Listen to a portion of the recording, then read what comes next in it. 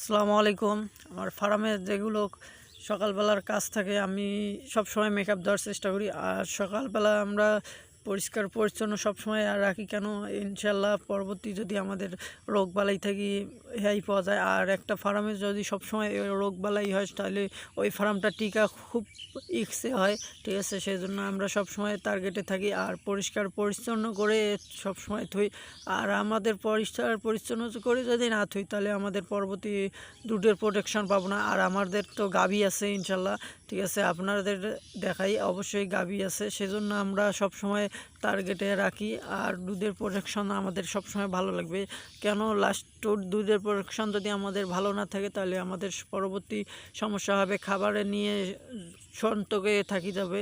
আর কথা হলো আমরা সবসময় পরিষ্কার পরিচ্ছন্ন করে হাঁকি, রোগবালাই থেকে রেহাই পাওয়া যায়, সেজন্য আমরা সবসময় টার্গেটে থাকি।